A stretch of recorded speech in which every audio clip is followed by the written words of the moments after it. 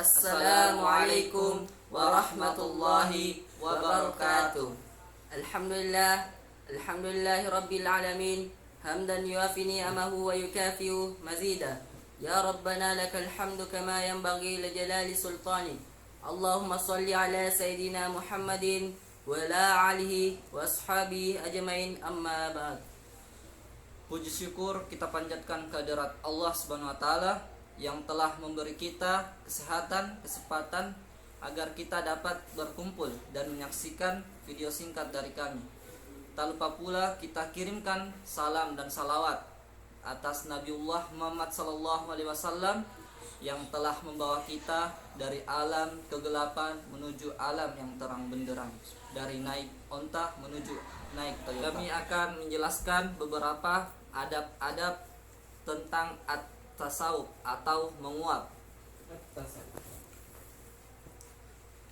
Menguap adalah perbuatan yang berasal dari setan, sebagaimana sabda Nabi Shallallahu Alaihi Wasallam, yaitu al-utasu minallah wa tasawubu minasyaitan, fa idza tasa'aba ahadakum falyadha' yadahu ala fi wa idza qala fa inna syaitana yadhaku min jawfi wa inna Allah azza wa jalla yuhibbul utas, yang artinya bersin itu dari Allah dan menguap itu dari syaitan. Jika salah seorang kalian menguap, maka tutuplah mulutnya dengan tangannya, dan jika ia mengucapkan maka syaitan pun tertawa di dalam perutnya. Sungguhnya Allah menyukai bersin dan membenci menguap. Apabila seseorang hendak menguap, maka ia harus memperhatikan beberapa adab berikut. Antara lain, yang pertama, berupaya semampunya menahan dan menolak kuapan. Seseorang harus berusaha menolak, mengalahkan dan menahan kuapan, khususnya ketika sedang salat. Allahu Akbar. Alhamdulillahi Rabbil Alamin Ar-Rahmanir Rahim. Sebagaimana Rasulullah Sallallahu Alaihi Wasallam bersabda, "Idza tathawaba ahadukum fi sholati falyakzim mastata' fa inna syaitana yadkhul." Yang artinya, bila salah seorang dari kalian menguap dalam sholatnya, hendaklah ia berusaha menahan kuapannya sebisa mungkin, karena syaitan dapat masuk. Seseorang tidak perlu merasa heran kalau syaitan bisa masuk, karena syaitan adalah makhluk yang tercipta dari api yang dapat berubah pindah-pindah dan bergerak seperti hawa dan angin. Ia tidaklah berjasad seperti halnya manusia. Selama hadis tersebut sahih dari Nabi Shallallahu Alaihi Wasallam, maka wajib kita mengakuinya dan mempercayai kebenarannya, walaupun orang-orang merasa heran, sebab Nabi Shallallahu Alaihi Wasallam sebagaimana yang telah difirmankan Allah, A'udzubillahi minasyaitonirrajim, wa ma yantiqu 'anil hawa in huwa illa wahyu yuha, yang artinya, dan tidaklah yang diucapkannya itu Al-Quran menurut keinginannya, tidaklah lain Al-Quran itu adalah wahyu yang diwahyukan kepadanya. Quran Surah An-Najm ayat 3 dan 4. Dan yang kedua akan dijelaskan oleh teman saya, Nur Makrifatullah. 2. Meletakkan tangan di mulut.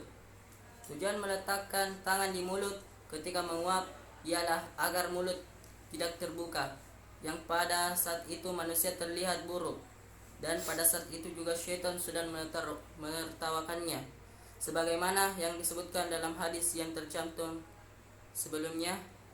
Demikian juga beliau sallallahu alaihi wasallam bersabda, "Fa idza tataba'a ahadukum falyumsik bayadih ala fih fa inna syaitan yadakhulu, yang artinya apabila salah seorang dari kalian menguap, hendaklah ia menahan mulutnya dengan tangannya, karena syaitan bisa masuk. 3. Tidak mengeluarkan suara a. Jangan mengeluarkan suara a atau suara wa sebagaimana tercantum sebelumnya, sebab syaitan sedang menertawakannya jika ia mengeluarkan suara seperti itu. 4. Tidak mengeraskan suara ketika menguap. Iri pak, kenapa mata itu merah na? Butuh na buwana. Sika iri ko deh. Mengeraskan suara kuapan termasuk adab buruk yang dianggap sepele oleh orang-orang. Padahal perbuatan ini dapat membuat orang lain menghindar dari pelakunya. Terkadang sebagian orang jahil mengangkat suaranya ketika menguap dengan maksud ingin membuat orang sekelilingnya tertawa.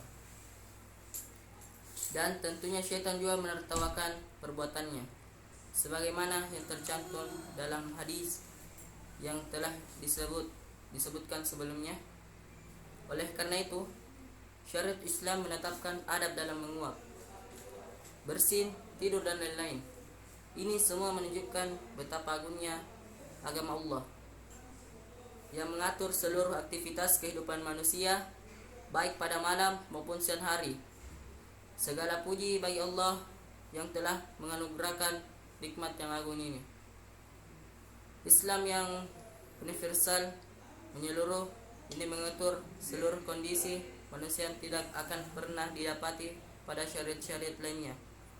Ini merupakan bukti bahwasannya Islam adalah agama yang sesuai pada semua tempat dan zaman. Sebab tidak ada agama lain yang mengatur permasalahan ini. Segala puji hanya bagi Allah Subhanahu wa taala yang telah memberikan nikmat Islam.